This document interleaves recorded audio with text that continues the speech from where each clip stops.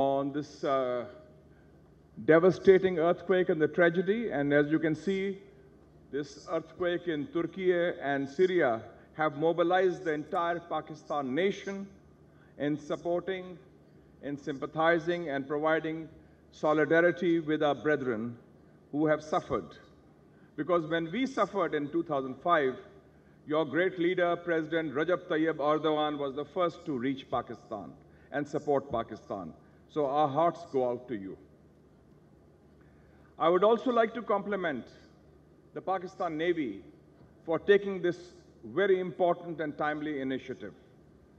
AMAN 2023 is the 10th in the series of these initiatives with the theme Together for Peace. And the Pakistan Navy has been playing a very important role in a world that is being transformed in a period of turbulence and turmoil. And we are very proud of the fact that in 2019, the Combined Task Force 150 was led by the Pakistan Navy. And recently, ladies and gentlemen, you represent 50 different countries. You'll be pleased to know that in the most important global event in the field of sports, soccer, football, it was Pakistan Navy which was also providing security on the shores of the sea, while the players were peacefully playing football. So the Navy has demonstrated that professionalism. And 21st century is an era in which the Indian Ocean region is the center of gravity in terms of geopolitics and geoeconomics. And Pakistan's location, Pakistan's role in this heart of the Indian Ocean region provides for a bridge between the East and the West. Ladies and gentlemen, before I go into the subject of the Indian Ocean region, I'd just like to briefly give you the brief geopolitical context which shapes our regional environment. And I'll refer to certain statements made by world leaders. President Biden says that this decade of the 20s is going to be the decisive decade.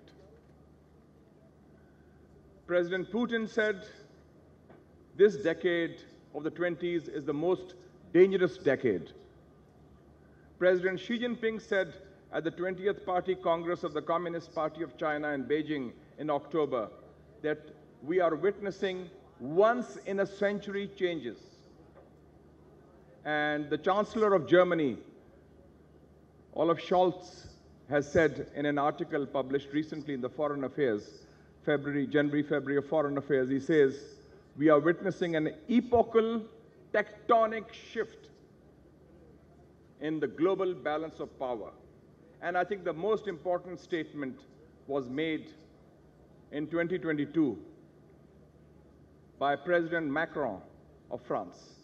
And he said, we are witnessing the end of 300 years of global Western hegemony.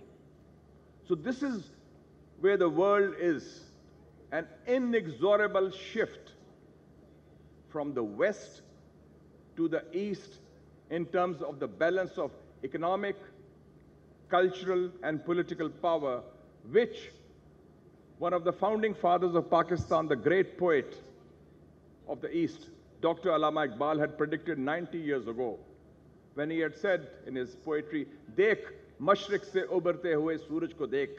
See the sun rising in the east, and we are seeing the rise of the Asian century.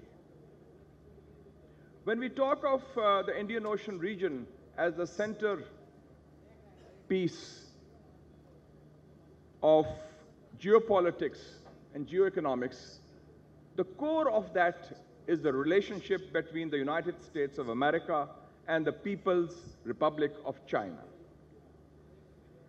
The People's Republic of China is the first non-Western power in recent history to emerge as a major competitor of Western domination in the field of economy and strategy. And I was recently reading a very interesting study made by Harvard University. And Huma, you must have it distributed. The study was done in November by Professor Graham Allison. It's a 52-page study you can find in the Google. It's called The Great Tech Rivalry, China versus the United States. 52 pages.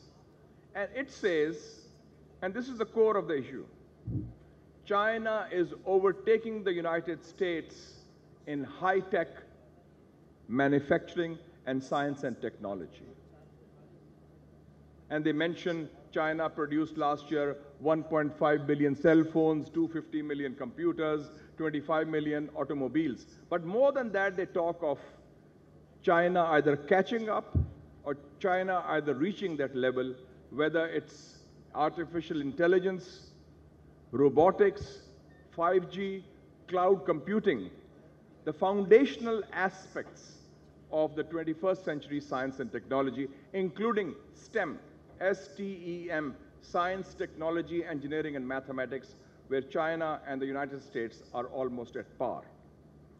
So we see three major global trends in this region, the broader Indian Ocean region, which are going to shape the regional environment and the geopolitics in the 21st century.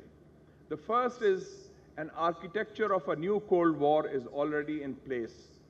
And you can see it from the Indian Ocean region going into the Pacific region, what the West calls Indo-Pacific. Actually, it's Asia-Pacific. But since 2018, the new term is, according to them, Indo-Pacific. And there we have seen the emergence of Quad, whether it's Australia or Japan, India, and the US. Then we have AUKUS, Australia, UK, US also. Then we also have strategic agreements between the US and India. We had, in 2016, the LEMOA, Logistics Exchange Memorandum of Association. 2018, we had COMCASA, which is about communications. And then we had, in 2020, BECA, B-E-C-A, Basic Exchange Cooperation Agreement. So put together, that places India as a very solid part of the anti-China alliance being cobbled together by the United States. And that is a very important element. And for the first time, NATO summit in Madrid invited 4 Asian countries, Australia, New Zealand, South Korea, and Japan. And the NATO Military Committee chairman also visited Japan and other Asian countries. So you can already, there's talk of an Asian NATO, and there's already talk of confronting, and this started in the days of President Obama when he mentioned about the pivot to Asia in November 2011. And recently, 3 days ago, those who were listening to the speech of President Biden, he said that the competition against China will unite all of the United States. So this is a new reality in global politics, and there are 2 pathways. China has already announced the Belt and Road Initiative, BRI, by President Xi Jinping, of which CPEC, the China-Pakistan Economic Corridor, is the flagship and the centerpiece. And a big success story. I was recently in Thar and Port Qasim, and you can see how it has generated. The BRI has generated 300,000 jobs, and it has transformed lives and countries from the Solomon Islands to Kenya, to Africa, to Panama. From Pakistan to Panama, you can feel the impact of that. 146 countries are on board. So that is one major trend. The second major one is also extremely important, and that pertains to the struggle in Ukraine. The war in Ukraine has shaken up. And of course, after the Russian invasion there have been a certain division, but that has also given strategic space.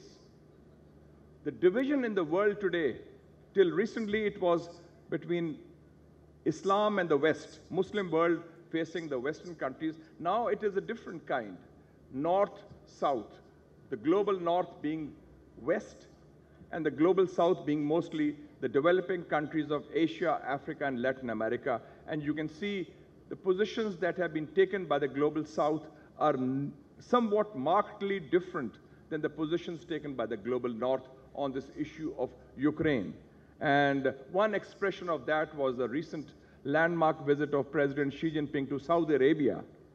And it was quite historic, his reception and the way he was received.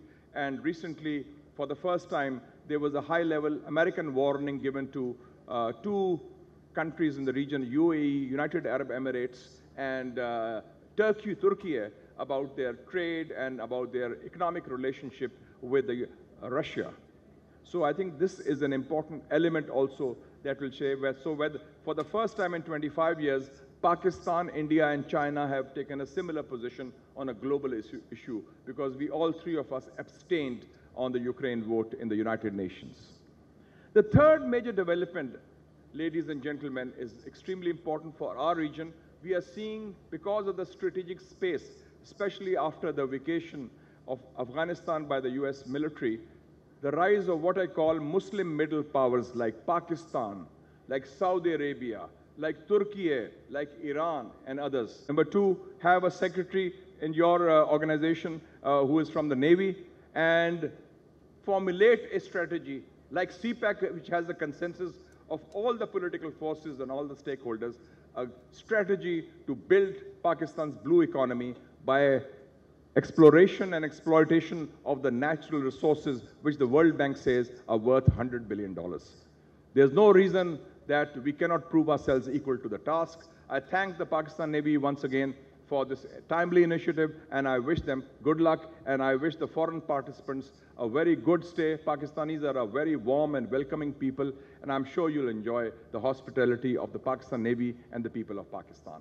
Thank you so much.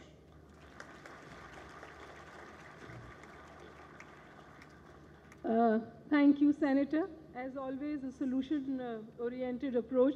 I was just wondering if you've put the poor minister in a spot.